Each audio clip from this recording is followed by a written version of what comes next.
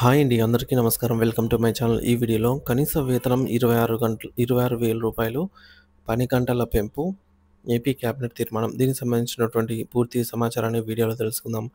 వీడియోని ఎక్కడ గాని స్కిప్ చేయకుండా ఎండ్ వరకు చూసేయండి. అప్పుడే ఇన్ఫర్మేషన్ పూర్తిగా అర్థమవుతుంది. అలాగే వీడియో చూస్తున్న ప్రతి ఒక్కరు వీడియోకి లైక్ చేయండి ఫ్రెండ్స్. వీడియోని తోటి ఉద్యోగ పెన్షన్ మిత్రులతో షేర్ చేయండి. కొత్తగా మన ఛానల్ చూస్తున్నవారు ఇంకా ఎవరైనా సబ్స్క్రైబ్ చేసుకున్నట్లయితే వెంటనే మన ఛానల్‌ని సబ్స్క్రైబ్ చేసుకోండి. దీని ద్వారా నేను చేసే లేటెస్ట్ వీడియోస్ అన్నీ మీ వరకు రీచ్ అవుతాయి. ఇక ఆలస్యం చేయకుండా వివరాల్లోకైతే వెళ్ళిపోదాము.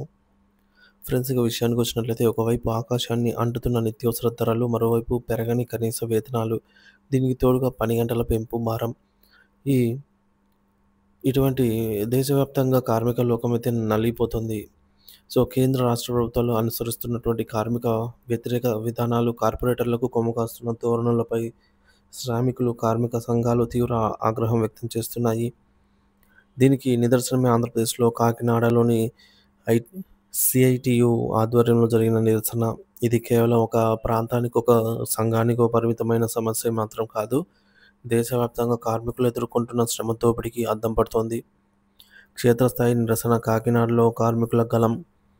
ఆంధ్రప్రదేశ్ రాష్ట్ర కేబినెట్ ఇటీవల ఆమోదించిన 10 గంటల పని విధానాన్ని తక్షణమే ఉపసంహరించుకోవాలని డిమాండ్ చేస్తూ సీఐటీయూ ఆధ్వర్యంలో శ్రామిక మహిళలు కాకినాడ రూరల్ తహసీల్దార్ కార్యాలయం వద్ద ధర్నా నిర్వహించారు. వారి ప్రధాన డిమాండ్ల మేరకు ఏ రంగంలో అయినా పనిచేస్తున్న కార్మికులకైనా సరే కనీస వేతనం 26,000గా నిర్ణయించి అమలు చేయాలి. పని గంటల విషయానికి వస్తే రాజ్యాంగ విరుద్ధమైన 10 గంటల పని విధానాన్ని రద్దు చేసి అంతర్జాతీయంగా గుర్తింపు పొందిన 8 గంటల పని విధానాన్ని కొనసాగించాలి. మహిళలకు భద్రత. పగటిపూట కూడా భద్రత కొరవడినటువంటి ఈ రోజుల్లో శ్రామిక మహిళలతో రాత్రుల వేళల్లో బలవంతంగా పనులు చేయించడాన్ని ఆపాలి. న్యాయమైన చట్టాలు. కార్మికులకు హక్కులను కాలరాస్తున్న 4 లేబర్ కోడ్లను రద్దు చేసి పాత 29 కార్మిక చట్టాలను పునరుద్ధరించాలని అయితే ప్రధాన డిమాండ్లుగా ఉన్నాయి. ప్రభుత్వాలపై తీవ్ర విమర్శలు. ఇది పచ్చి శ్రమ దోపిడీ. కార్మిక సంఘాల నాయకులు ప్రభుత్వాల వైఖరిని తీవ్రంగా దుయ్యబట్టారు. వారు ఆరోపణలు ఈ విధంగా అయితే ఉన్నాయి. కార్పొరేట్ అనుకూల ధోరణి. ప్రభుత్వాలు కార్మికులు, శ్రామికుల పక్షాన కాకుండా పారిశ్రామికవేత్తలు మరియు కంపెనీలకే కొమ్ము కాస్తున్న వారి లాభాల కోసం కార్మిక శ్రమను దోపిడీ చేస్తున్నాయి అని సీఐటీయూ నాయకులైతే ఆరోపించారు. చట్టాల నిర్వీర్యం. కేంద్రంలోని మోదీ ప్రభుత్వం 29 కార్మిక చట్టాలను రద్దు చేసి వాటి స్థానంలో కార్మికులను కట్టు బానిసలుగా మార్చే 4 లేబర్ కోడ్లను తీసుకొచ్చింది.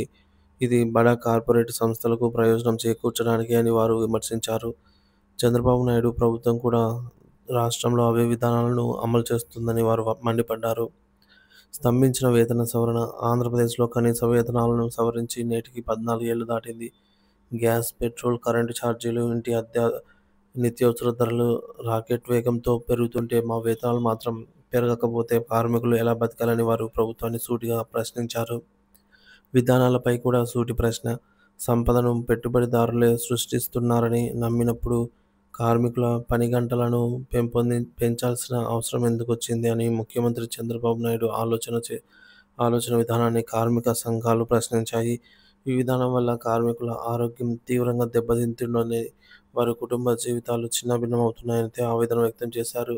న్యాయస్థానాల ఆదేశాలు బేఖాతరు. సమాన పనికి సమాన వేతనం చెల్లించాలని సుప్రీంకోర్టుతో సహా పలు న్యాయస్థానాలు ఎన్నోసార్లు తీర్పులిచ్చాయి. అయినప్పటికీ కేంద్ర, రాష్ట్ర ప్రభుత్వాలు ఆ ఆదేశాలను పెడచెవిన పెట్టి కార్మికుల హక్కులను కాలరాస్తున్నాయని సంఘాలు ఆరోపిస్తున్నాయి. భవిష్యత్ కార్యాచరణ. ఉద్యమానికి పిలుపు. ప్రభుత్వం తమ డిమాండ్లను వెంటనే నెరవేర్చకపోతే రాష్ట్ర వ్యాప్తంగా ఉద్యమాన్ని తీవ్రతరం చేస్తామని కార్మిక సంఘాలు హెచ్చరించాయి.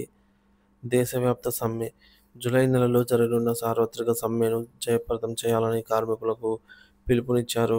జాతీయ కనీస వేతన చట్టం. పెరిగిన ధరలకు అనుగుణంగా దేశవ్యాప్తంగా కనీస వేతనం 26,000 అమలయ్యేలాగా రాబోయే పార్లమెంటు సమావేశాల్లో జాతీయ కనీస వేతన చట్టం తీసుకురావాలని వారు డిమాండ్ చేస్తున్నారు. ప్రభుత్వాలకు అగ్ని పరీక్ష.